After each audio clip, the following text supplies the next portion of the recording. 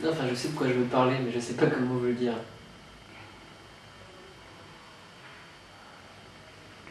Comme...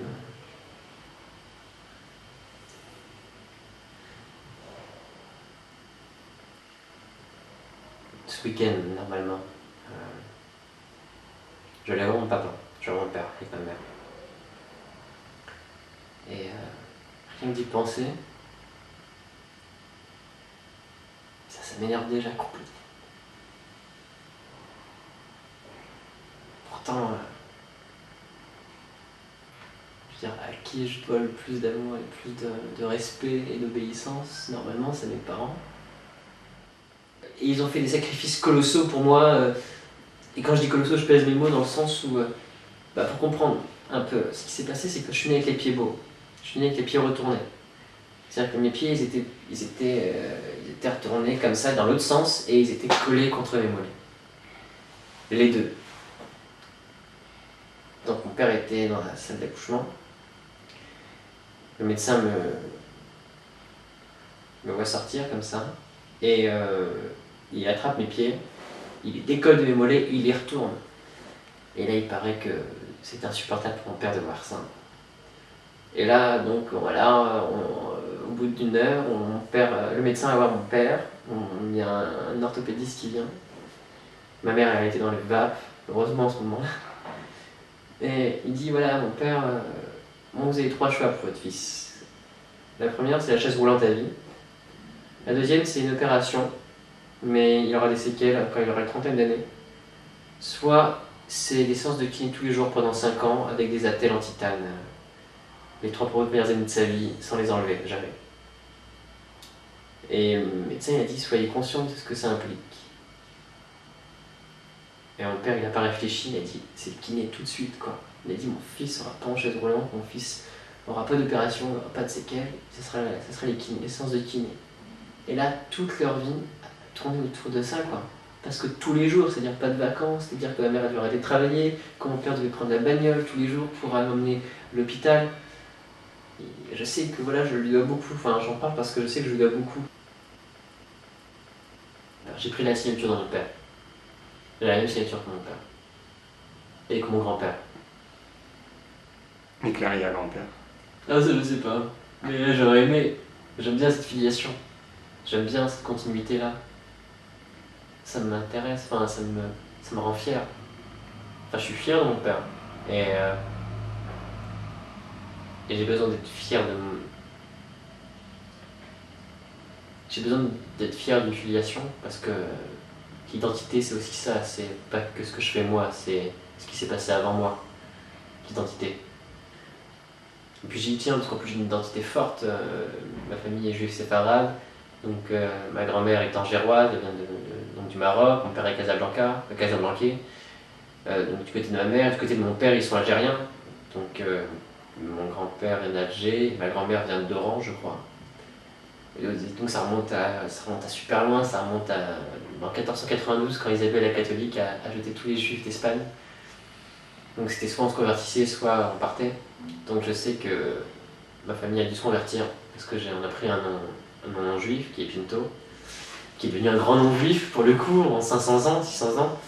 Mais donc on est venu des Maranes, donc des faux catholiques. Et on a dû se faire gauler à un moment, on a dû partir en Afrique du Nord. Et du coup, là, ça fait 600 ans qu'on vivait en Afrique du Nord, jusqu'en 1967, où ma famille a dû venir vivre en France à cause des problèmes qu'il y avait en Israël. Je pensais que ce serait plus simple dans mon enfance. Je pensais que la vie serait plus simple par rapport aux parents. Et au final, j'ai l'impression d'être un menteur. De mentir à mes parents.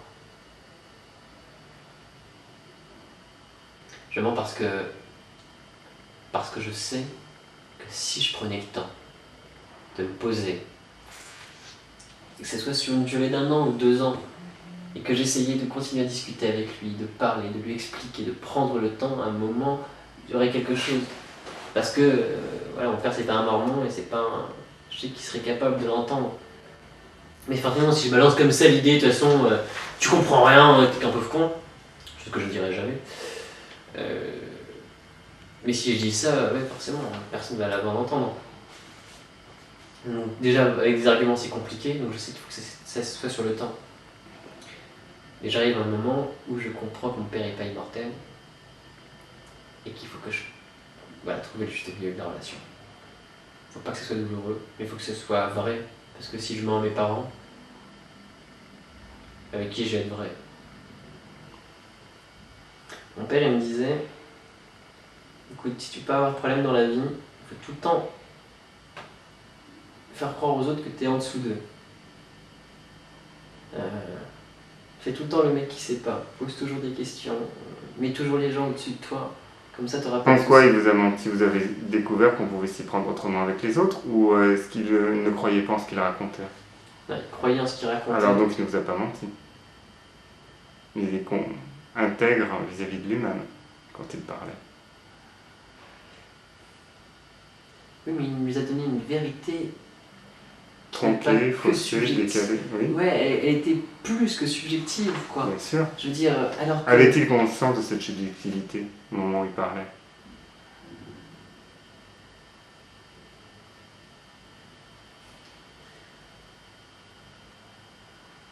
J'en sais rien. Vraisemblablement non. Mais j'en sais rien, non, j'en sais rien, parce qu'on sait pas dans quelle mesure les parents peuvent nous mentir quand on est enfant, parce qu'ils peuvent nous mentir sur tout et sur rien. J'ai l'impression qu'on m'a menti sur beaucoup de choses. Je pense que je suis amoureux des gens de manière générale. Et je pense pas que ce soit cucu de dire ça. Pourtant, quand je le dis, les gens me regardent complètement. Et en fait, ils n'arrivent pas à saisir ce que je veux dire. Amoureux, de manière générale, c'est que je suis amoureux des idées de manière générale. Je suis amoureux des gens. J'ai un amour inconditionnel. Jusqu'au moment où la personne guidée en face me montre que voilà, je suis obligé de reprendre un peu cet amour ou de le diminuer. Mais c'est comme si je ferais une carte blanche tout de suite. Oui. Parce qu'il n'y a aucune raison que je ne ferais pas cette carte blanche. Parce que j'ai peur aussi de passer à côté de... J'ai toujours peur de l'ennui, me faire chier, quoi. J'ai toujours peur de ça. J'ai l'impression d'être vide. Et c'est pour ça que vous avez besoin d'être amoureux, pour remplir votre vide. Alors, complètement. De manière générale, je suis tous mes élans, mais ça s'arrête rapidement. Dans le sens où je profite de la rencontre, Oui. où on peut se permettre d'avoir cet élan-là, parce qu'on n'a pas rencontré la personne, donc on peut se permettre certaines choses qu'on ne peut plus se permettre après. J'ai besoin de comprendre la femme, j'ai besoin de savoir pourquoi elle exerce un aussi grand pouvoir sur moi, alors que je sais que les hommes exercent aussi un énorme pouvoir sur elle. Pourquoi est-ce que je suis autant esclave de ça? Et pourquoi je m'efforce toujours à m'en défaire et je prends un si malin plaisir à être esclave de leur... Ça va au-delà de... C'est la femme dans son intégralité, dans le corps, dans la manière de penser, dans ses défauts, dans ses... C'est pouvoir la gratter la femme jusqu'à ce qu'il n'y ait plus rien, quoi. J'ai besoin de ça, mais voilà, le problème c'est que à un moment les femmes le sentent, donc elles se laissent approcher, elles prennent du plaisir à ça, et puis à un moment quand elles voient que ça va trop loin, c'est qui cet arrêt, elles se taillent en courant, quoi. Et je les comprends, mais parce que j'ai plus de code, comment dire, je me suis tellement laissé aller, et c'est là où il y a la limite de la liberté. Je me suis tellement laissé aller à ma liberté, que comme j'ai presque plus de cadre dans un certain secteur, et ben je perds cette liberté-là, parce que la personne en face ne me l'accorde pas. Et là, ma liberté, eh ben, je ne peux pas l'avoir tout seul. Je suis obligé de l'avoir en accordance, c'est ça, en accordance avec quelqu'un d'en face. Ma liberté, voilà. Et c'est énervant de me dire que je ne suis pas capable de tout faire. Est-ce que vous pouvez envisager un jour l'école de la frustration? C'est drôle parce que j'ai découvert la frustration il n'y a pas longtemps. Quand je dis pas longtemps, il y a plus de quelques mois. Où j'en devenais fou et puis j'ai pris un malin plaisir finalement à me mettre dans cette frustration-là, dans le non-acceptation. Oui, bien ce qui est malin. Malin plaisir, ça revient sans arrêt. Je dis malin plaisir? Oui, c'est constamment. Vrai constamment. C'est déjà la troisième. Mince. Ah non, mais Bah oui, c'est ça. votre plaisir, c'est d'expérimenter ou c'est la perspective déjà d'en jouir seul, d'avoir expérimenté quelque chose d'inédit, de pas courant, et la perspective encore plus grande de pouvoir le raconter après. Et la tête que vont faire les gens. Est-ce que c'est ça la récompense finale ou c'est l'expérience en elle-même? Non, c'est l'expérience en elle-même. Parce que avant, je pouvais jouir de ce que je pouvais raconter aux gens. Et maintenant, je pense que la découverte, ma révélation, c'est l'expérience en elle-même plus que de le raconter. Comme j'ai démarré le plaisir très tard. Je parle du plaisir intellectuel et du plaisir physique. Je l'ai commencé, j'avais 21 ans. Tout. J'ai tout fait à 21 ans, d'un coup. J'en ai 26. Donc pendant 21 ans, j'ai été assujetti à de la frustration et à du code social. On passe notre temps à mater des films, à écouter de la musique, et pourquoi est-ce qu'on éprouverait des choses que dans ces moments-là? Pourquoi est-ce que pourquoi le fait de... Un peu par procuration, oui. Oui, par procuration, et c'est d'une frustration. Et pour le coup, ça, c'est pas une frustration que j'aime. Parce que je me retrouve à la fin du film avec le générique, avec mon bol de pâtes que j'ai fini, mon cendrier plein de clopes et mes fenêtres fermées. Et c'est frustrant, qu'est-ce que je fais maintenant? Donc c'est hors de question que je vive ça. J'ai 26 ans, je veux vivre ça maintenant. Ne serait-ce que me retrouver dans une salle, dans une soirée, et pouvoir rencontrer les gens, les expérimenter, les tâter, même je cherche pas à conclure ou quoi que ce soit, mais partir avec une amitié, partir avec un sourire, partir avec un numéro de téléphone, avoir séduit quelqu'un, avoir été séduit, chose plus compliquée. Séduit ou nourri? Séduit. Mais je pense que ça revient même pour moi. Parce que j'ai eu trop de relations où, au bout de 2 semaines, je me me suis donné tant d'efforts pour au final ne plus du tout avoir envie d'écouter. Vous partez parce que vous vous ennuyez à chaque fois? Ouais. C'est la raison? C'est toujours vous qui partez? Ouais. Oui, et puis parce que... aussi parce que... Vous avez vraiment fait le tour de la personne ou alors vous avez fait le tour de ce que vous pouviez prendre chez cette personne et qui vous était réellement utile à ce moment-là? Est-ce que c'est prétentieux de dire que j'ai fait le tour de la personne? Oui. Ouais, je pense que c'est prétentieux. Oui. Je pense qu'on est très complet. Non, je pense que c'est prétentieux, ouais. Si on part du principe que j'ai jamais été amoureux. Et que... Jamais? Non. Bah, vous me dites que vous êtes amoureux de tout le monde alors. Oui, mais je suis amoureux des gens, mais dans un couple, dans une relation intime. J'ai été amoureux de certaines filles, mais c'est jamais de manière réciproque. Toutes les filles avec qui j'ai eu des relations, ça n'a jamais été... j'ai jamais été amoureux de ces filles-là. Vous pensez que la communion avec une personne précise est plus forte que tout? Ouais. Sinon, il n'y aurait pas d'intérêt... Sinon, il n'y aurait pas d'intérêt à chercher autant son plus un. Et c'est quelque chose qui m'emmerde profondément parce que c'est comme si il manquait un membre, quoi. Enfin, c'est même triste, quoi. J'en suis triste pour moi. J'en suis vraiment triste pour moi. Je sais. Et je sais pas pourquoi partir dans ces endroits-là. C'est marrant enfin, que je parle de ça parce que je pensais pas. Je pensais être plus solide et parler de choses beaucoup plus cousues et solides avec une cohérence. Mais je trouve que là, je sais pas aujourd'hui, là, Bah, on est là aussi pour chercher. Ouais, je suis en lambeau en fait. C'est-à-dire qu'il n'y a pas de raison, je suis entouré de femmes en ce moment, de trucs de fou. Et même de plutôt très agréables. Enfin, et ça vous met en lambeau? Parce qu'il n'y a rien de pire que.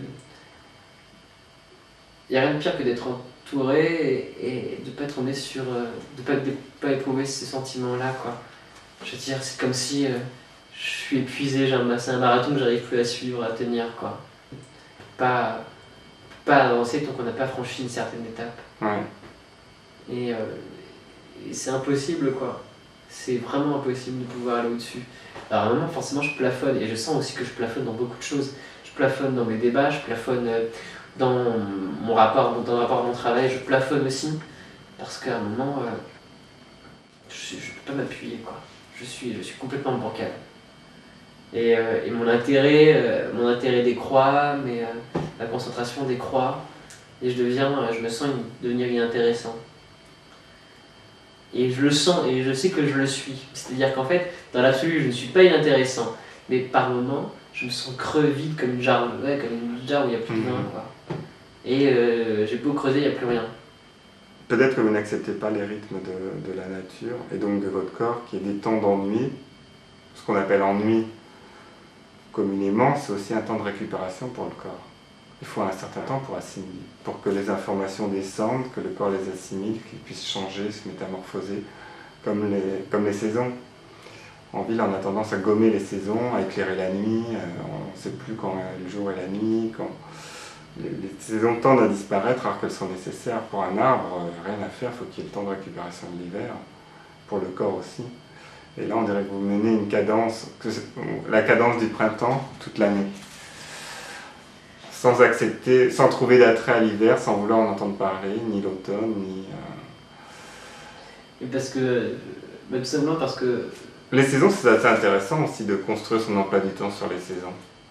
D'essayer d'évaluer la liste des besoins qui sont importants pour soi, à réaliser dans une année, et les répartir sur un petit peu toute l'année. Il y a des saisons plus propices à certaines activités que d'autres. Et c'est pas évident d'accepter qu'on ait besoin de s'ennuyer ou de se reposer, ou de voir ce qu'il y a derrière l'ennui. C'est ce que je vous disais un petit peu la dernière fois. Vous avez une certaine idée de vous-même qui vous plaît. Cette idée très printanière de vous-même vous plaît. Mais l'idée automnale ou hivernale de vous, voilà, qui pourrait participer à votre équilibre, vous n'avez peut-être pas envie de le voir. Je suis un mec qu'on a jeté à la mer et qui ne sait pas nager, donc qui passe son temps à battre des pieds et des mains. Ça fait 20 ans qu'il bat des pieds et des mains, et en fait, il a jamais eu l'intelligence d'apprendre à nager. Quelqu'un qui se débat dans l'action. Voilà, c'est ça, je me débat, mais j'ai jamais réussi à apprendre. Donc pas qui a l'apparence d'un battant, mais qui est plus un débattant.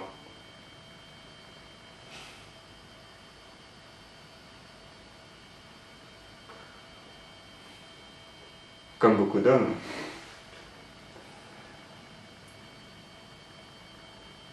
Le problème, c'est que je me suis toujours battu pour pas être un débattant. Mais j'ai l'impression que je sens que naturellement, si je devais être franc avec moi,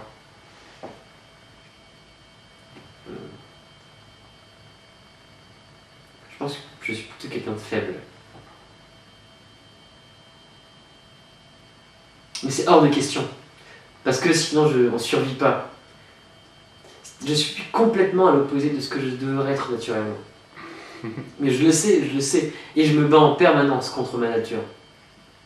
C'est ça, on est pollué. J'ai l'impression d'être pollué en permanence par des milliards de choses à faire, des milliards de choses à prouver, des milliards de défis, encore et encore et encore. Et je suis sûr et certain que une fois qu'on est amoureux, une fois qu'on est en couple, pas forcément qu'on est en couple, c'est des conneries, parce qu'on peut être amoureux sans être en couple, mais une fois qu'on est amoureux, ben voilà, on est plus centré, on est moins pollué, on est beaucoup moins pollué. En fait, les plus grands écologistes sont les plus grands amoureux, je pense.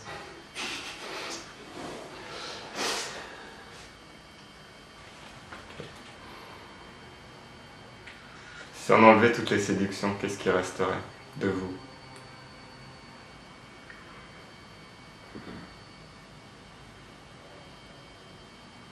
J'en sais rien. Mais franchement, alors là pour le coup, j'en sais rien.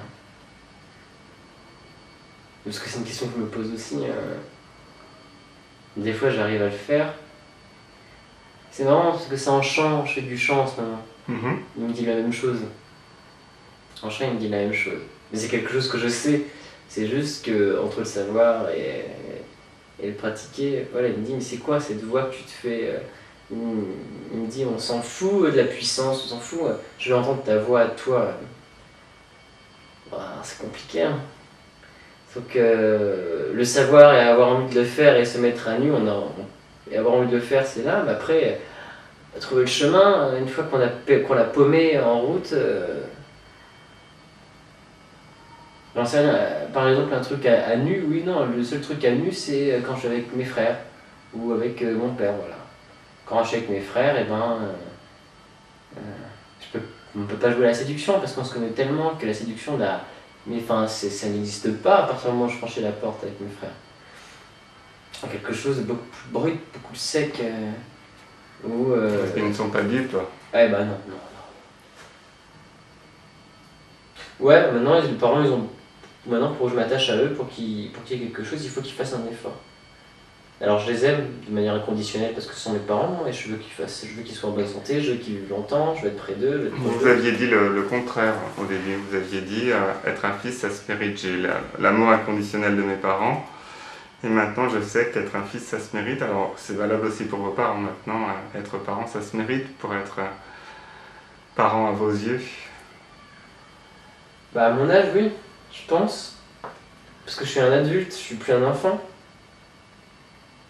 Et que on ne peut ne pas être d'avis de même, comment dire, de même avis. On peut débattre, il n'y a aucun souci là-dessus. Mais il faut débattre. Faut pas dire, t'es trop jeune, tu peux pas comprendre. Ou on n'a pas le même vécu. Enfin, ce genre de conneries, quoi. Ce genre de conneries dénuées d'arguments, qui ne sert strictement à rien. Et c'est un droit de veto à la con sur le respect dû aux parents, quoi. Ça fait avancer rien du tout. Ça veut dire qu'on. Ça veut dire ils vont disparaître sans que je les connaisse. Super. C'est dommage. C'est vraiment dommage. Parce que je perds un bien précieux, on n'a qu'un père. Et voilà, si je suis comme je suis aujourd'hui, c'est que je lui dois. Mais comment ça se fait que moi je suis comme ça et que lui, à quel moment il a dit stop? Ou alors à quel moment. Est-ce que c'est une histoire de sensibilité? Je pense pas. Je pense pas que. Non. Enfin, ça fait chier. Ça fait chier, se rencontrer, se mettre face à un mur comme ça. Et, et de se dire merde, maintenant ça y est, quand on dépasse ses parents, c'est là qu'on atteint. Quand on dépasse ses parents, c'est là qu'on découvre la solitude. Je sais pas, je voulais vivre des choses avec lui. J'ai jamais bu une bière avec mon père. Il n'a jamais été sous de sa vie. Il sait pas ce que c'est que d'être sous. Est-ce que dans cette colère, cette douleur, finalement, c'est pas la douleur de la séparation, tout simplement? Il y a bien un moment donné où vous devez admettre que vous ne pourrez pas partager ce que vous auriez aimé partager avec votre père et que ça doit se faire avec d'autres personnes qui font partie de votre vie d'adulte. Ah si, complètement. Ah, j'en veux. Alors, c'est pas Quel grave. que soit le père que vous puissiez avoir, de toute façon, il y a toujours des choses qu'on ne peut pas faire avec un père. Oui, mais là, qu'est-ce que j'ai fait avec mon père? J'ai rien fait. Il m'a pas appris à me raser. J'ai dû lui demander comment faire des nœuds de cravate il y a 6 mois. Et j'ai oublié. Il m'a...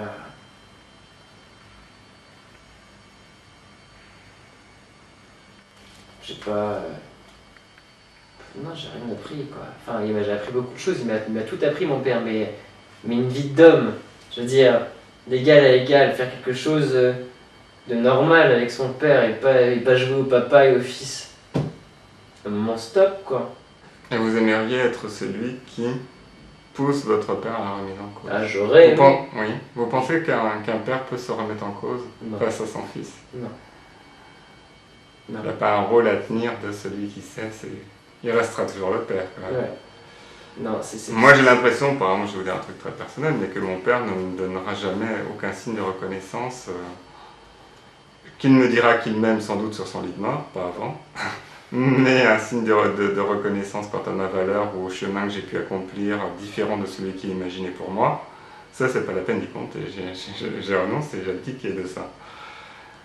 Je n'aurai jamais sa reconnaissance. Et je pense que c'est lié au statut du père. Alors, qu'est-ce qu'il nous reste en tant que fils?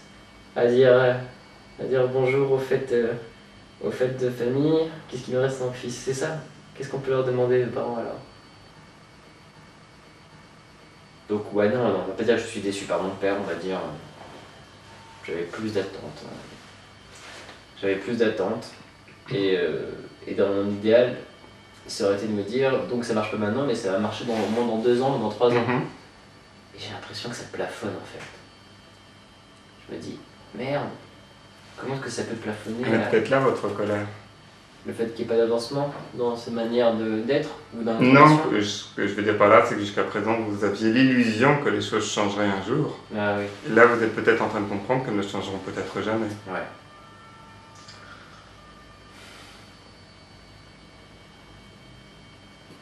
Ne plus avoir d'attente vis-à-vis de mon père, ça voudrait dire que Putain, je touche du bois, mais à partir du moment où je n'ai plus d'attente vis-à-vis de mon père, Ça voudrait peut-être dire que vous seriez adulte, que vous seriez capable de lui porter un amour inconditionnel cette fois-ci. C'est vous qui seriez à l'origine de l'amour inconditionnel. je sais pas ce que ça voudrait pas plutôt dire, j'attends juste qu'on l'enterre. Oh mon Dieu. Il y a un côté comme ça. Il y a un côté de ne plus avoir d'attente. Vers qui on n'a plus d'attente? On n'a plus d'attente vers les personnes qui sont sous terre. J'espère bien que non. Ne plus attendre, c'est accepter les gens tels qu'ils sont, accepter leur rythme, accepter leurs idées, accepter leurs limitations, accepter leur non-curiosité, accepter l'amour à l'état pur, prendre les gens tels qu'ils sont, ni plus ni moins, ni plus ni moins.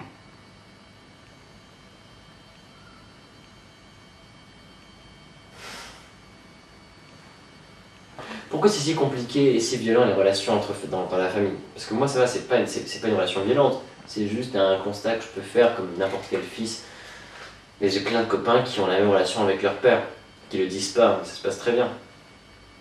Moi ça se passe très bien avec mon père, même si je voudrais que ça se passe mieux, voilà, je resterai poli. Mais Alors la colère, elle vient d'où? C'est la colère de... c'est la colère d'avoir un inconnu en face de moi alors que c'est censé être mon père. C'est le fait qu'ils connaissent moins bien ma vie qu'une personne rencontrée dans un bar un soir où je suis bourré. C'est le fait qu'ils ne connaissent pas mes perversions, le fait qu'ils ne connaissent pas... Est-ce que une perversion, est-ce qu'un père doit le savoir? J'en sais rien. Mais moi c'est l'idée que je me fais du père pas patriarcal mais du père. Ah, vous avez une idée précise du père? Ouais, je sais quel père moi je souhaite être en tout cas pour mes enfants. Je veux être un père disponible, à l'écoute. Quelqu'un je veux être quelqu'un qui les fasse avancer. Alors finalement, on peut dire que votre père vous a rendu service puisqu'il vous montre quel père vous aimeriez être.